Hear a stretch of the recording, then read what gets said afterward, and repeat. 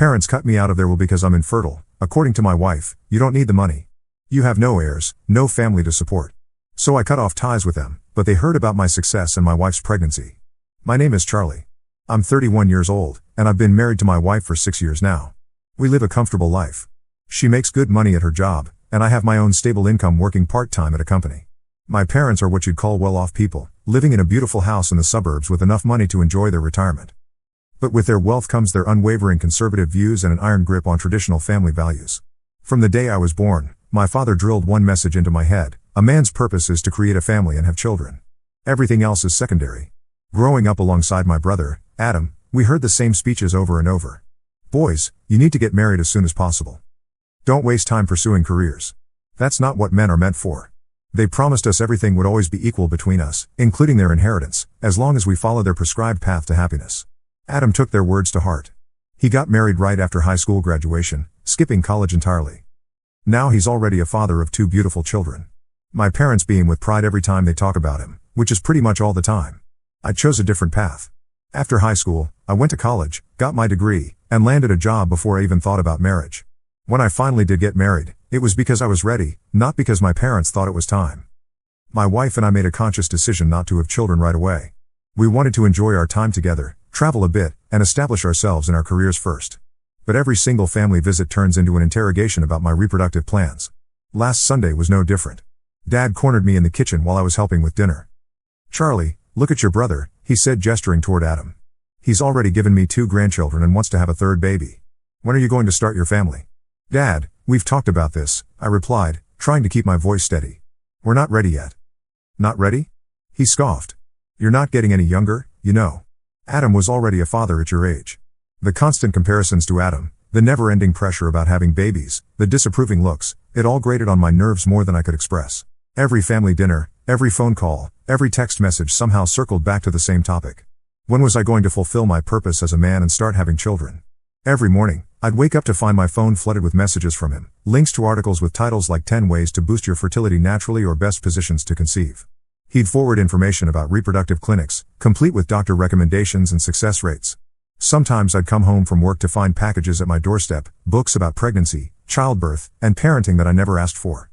"Did you read that article I sent about fertility foods?" He'd text at 7 a.m. "Dad, I'm getting ready for work," I'd reply.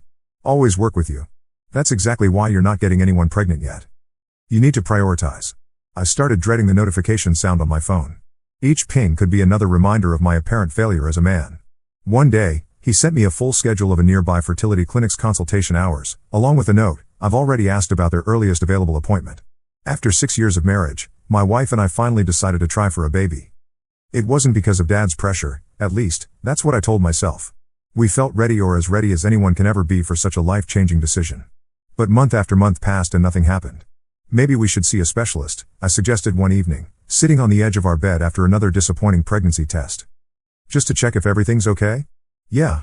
We probably should," my wife agreed, though she didn't look up from her phone. "Let's look into some clinics next week." We had this conversation several times over the following months. Sometimes in the kitchen while making dinner, sometimes while watching TV, sometimes right before bed. But somehow, we never actually made those appointments. There was always something: a big project at work, a business trip, family obligations. Deep down, I think we were both afraid of what we might discover. Then came that infamous dinner at my parents' house. The dining room was filled with the usual sounds: silverware clinking against plates, Adam's kids giggling at the kids' table, Dad's voice rising above it all as he gushed about Adam's 3rd child on the way. "Just look at your brother," Dad said, beaming at the thought of another grandchild. 3 beautiful children. "And you, Charlie? When are you going to give me some grandchildren? You need to get someone pregnant immediately." I pushed my peas around my plate, preparing my usual defense about timing and readiness. But before I could speak, my wife cleared her throat. Something about the sound made everyone at the table look at her. "Actually," she said, her voice unnaturally steady, "we think Charlie might be infertile. That's probably why we haven't been able to conceive." The words hit me like a bucket of ice water. My fork slipped from my fingers and clattered against the china plate, but I barely heard it over the rushing in my ears. "We think?" Who was this we? We hadn't discussed this. We hadn't even been to a doctor. We hadn't done any tests. Where was this coming from? My father's reaction to my wife's words was immediate and explosive. He literally jumped up from his chair, knocking over his wine glass. Red liquid spread across the white tablecloth like blood, but he didn't even notice. I knew it. He screamed, pacing around the dining room like a caged animal. I knew this would happen to you, Charlie. Didn't I warn you? Didn't I tell you exactly this would happen? I sat there frozen in my chair as he continued his tirade. His face was red and spittle flew from his mouth as he shouted. This is what happens when you put career before family, he continued, his face red with anger. You should have settled down years ago, found a good woman to start a family with. And now look at you, over 30 and no children. Your chances get lower every year. Dad, stop it, I managed to say, but he was too far gone to listen. You should have gone to the hospital years ago. Started treatment when you still had a chance. He grabbed the back of his chair, his knuckles white. But now it's too late. You're too old, Charlie. Too old. I couldn't believe what I was hearing. My own father speaking to me like this. But he wasn't done.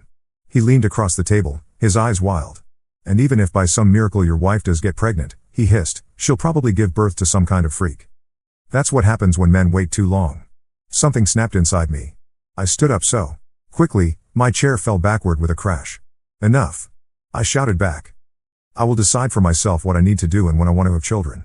This is my life, not yours. That's when he dropped the bomb. Oh, you'll decide? Dad's laugh was ugly and sharp. Well, your mother and I have made our decision too. We've decided the inheritance, all of it goes to Adam. No more splitting it in half like we planned. I turned to look at my brother. Adam sat there, one hand around his pregnant wife, practically glowing with satisfaction. He didn't even have the decency to pretend this was news to him or show any sympathy for me. You don't need the money anyway, Dad continued, his voice dripping with venom. What would you use it for? You have no heirs, no family to support. But Adam, he'll have 3 children to take care of.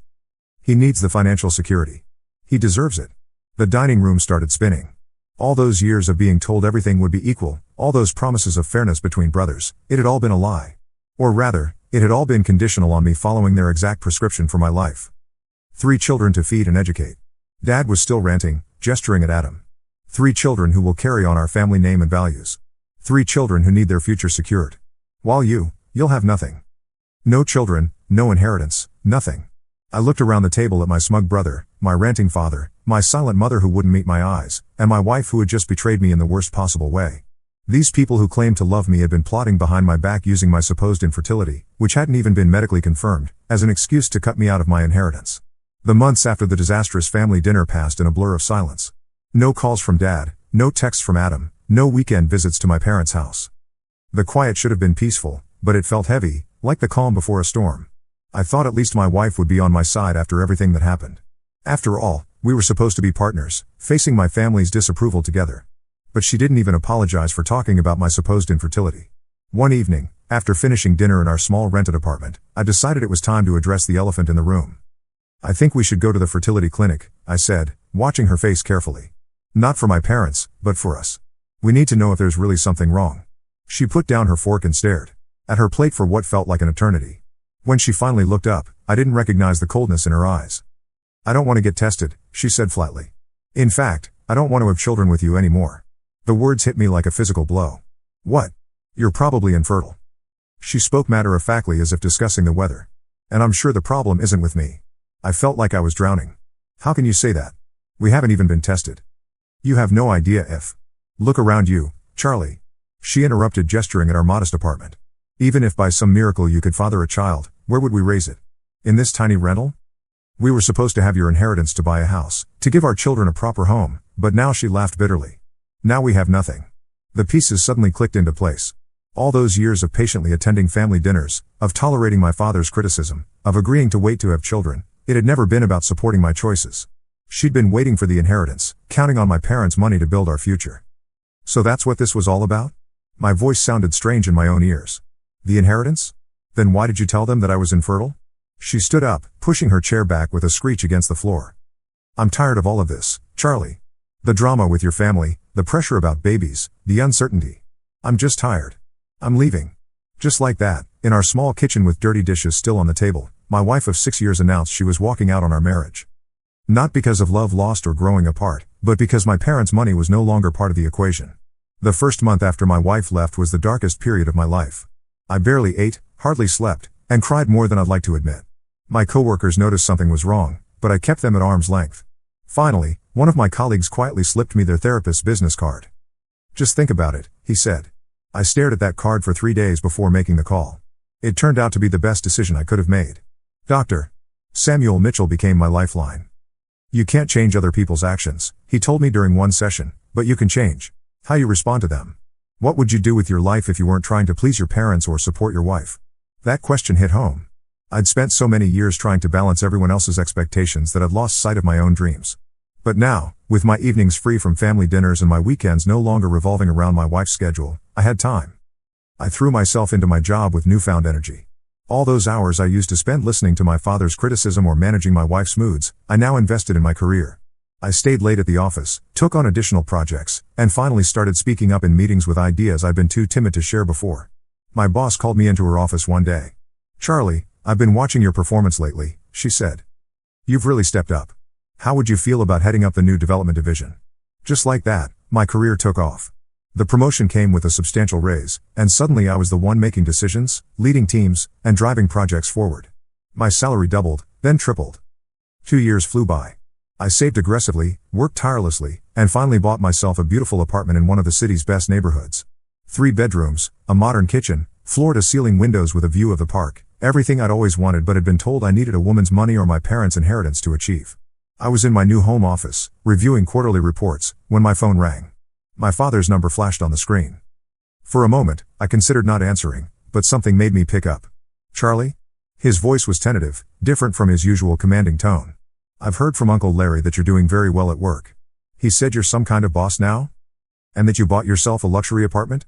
I could hear the mixture of surprise and jealousy in his voice, as if my success without a wife or his money was somehow offensive. "Yes, I did," I replied curtly, hoping to end the conversation quickly. But he pressed on. "Listen, son, why don't you come over for dinner? It's been so long since we've talked. Adam's kids are getting so big. You haven't even met little Teresa yet. She's such a darling baby. You really should get to know your nephews and niece." I cut him off. "After what you and Mom did to me? After how you treated me?" My voice was steady, controlled. "No, Dad. I don't want to meet Adam's children. I don't want to have dinner. I don't want anything to do with any of you anymore. We're done." Before he could respond, I hung up and blocked his number. Life has a funny way of surprising you when you least expect it. I met Jane at a business conference where she was one of the keynote speakers. She owned a successful tech company and had the kind of confidence that came from building something from nothing, not from riding on family money or inheritance. We started dating, and for the first time in my life, I felt like I was with someone who saw me as an equal, not as a potential sperm donor or a ticket to financial security. She admired my career success and never once asked about when I planned to have children. 6 months into our relationship, she started feeling nauseous in the mornings. At first, she blamed it on stress from a big project at work. But when she missed her period, she bought a pregnancy test with shaking hands. 2 pink lines appeared almost immediately. She spent 3 days terrified to tell me. After everything that happened with her ex-husband, she was scared of how I might react. Would I think she trapped me? Would I run away? Would I suggest she get rid of it? Finally, one evening over dinner at her place, she gathered her courage. "Charlie, I need to tell you something," she started, her voice trembling. "I'm pregnant." I put down my fork and stared at her. The silence stretched for what felt like hours, but was probably only seconds. Then, to her complete surprise, a huge smile spread across my face. "Really? That's amazing." I jumped up from my chair and pulled her into a hug. "Marry me. I love you. I want to spend my life with you, and now we're having a baby. It's perfect timing." We got married the following week, just us, a judge, and 2 witnesses from work. No fancy ceremony. No family drama, no father trying to control every detail. It was exactly what I wanted. Life settled into a happy routine. Jane and I moved in together, combining our lives with surprising ease. Her pregnancy progressed normally, and for the first time in years, I felt truly at peace. Then, 7 months into her pregnancy, I ran into my father at the grocery store. I was reaching for a box of cereal when I heard a familiar gasp behind me. "Charlie?" His voice was barely a whisper. "Jane's. She's pregnant?" I turned around slowly, looking at my father who stood there, shopping basket dangling forgotten from his arm, staring like he'd seen a ghost. "Oh, son," he said, his eyes filling with tears. "I'm so happy to see this. And I heard about your success at work, about everything you've achieved. I'm so proud." "Don't." I cut him off. But he pressed on. "I want to fix things, Charlie. I've been thinking, I want to change my will again. I'll call the notary tomorrow. We can make everything equal again, like it should have been all along." I couldn't help but laugh. "Keep your money, Dad. I have a successful career, a loving wife who happens to be quite wealthy herself, and I make enough money that I could earn your entire inheritance in a couple of years of work. Give it all to Adam." I don't want or need anything from you or Mom anymore. And I don't want to see any of you ever again. The day after I ran into Dad at the grocery store, my phone rang with Adam's number. I almost didn't answer it, but I figured I might as well deal with this now. How dare you? Adam's voice was thick with tears. How dare you try to take my money? What are you talking about? Dad told me everything. How you met him yesterday, showing off Jane's pregnancy, trying to get back into the will. He was practically shrieking no. That money is mine. I have 3 children to think about. I waited for him to run out of breath before responding, keeping my voice deliberately calm. Adam, I don't want the money. I literally told Dad to give it all to you. Liar. You're just jealous because I have 3 children and listen carefully, I interrupted. I don't want anything from you, from Mom or from Dad. I have my own money, my own life. I just want all of you to leave me alone and forget about me. But apparently that was too much to ask. Dad started showing up everywhere, outside my office building, at my favorite coffee shop, in the parking lot of my apartment complex. At first, I thought these were coincidences, but they happened too frequently. Then one evening, I heard someone pounding on my front door. Through the peephole, I saw Dad standing there, clutching his briefcase. Charlie, open the door. I know you're in there. He called out. I'm your father. You can't shut me out. I have a right to be part of my grandchild's life. I didn't respond. He kept coming back day after day, sometimes multiple times a day. He'd stand in the hallway alternating between pleading and demanding. Please, son, just talk to me. You're being selfish, keeping my grandchild from me. I just want to be part of your life again. It was exhausting. Jane's blood pressure started rising, not good for the baby, and I was constantly on edge. The final straw came when he somehow got my private email address and started bombing my inbox with messages. I finally opened the door one day when he was in the middle of another of his surprise visits.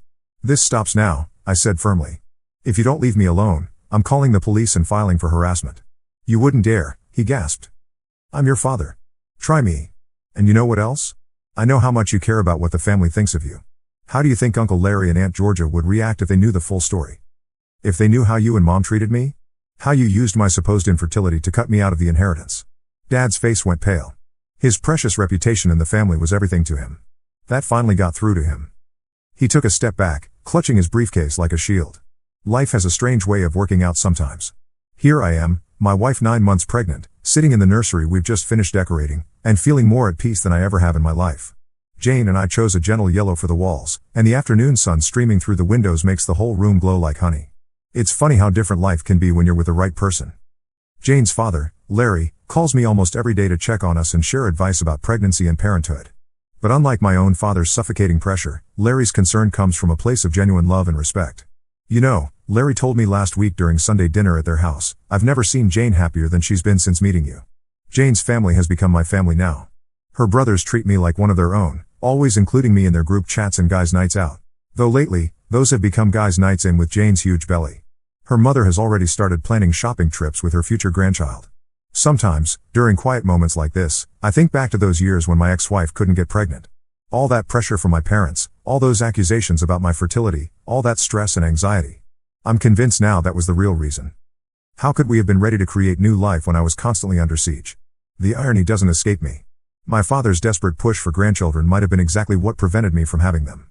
Now that I'm away from all that toxic pressure, living life on my own terms, pregnancy happened naturally and easily for us. Last week, I was going through some old boxes and found a stack of those fertility books my father used to leave on my doorstep. I threw them straight into the recycling bin. My new life doesn't have room for those painful reminders. Instead, our house is filled with happy preparations for the baby.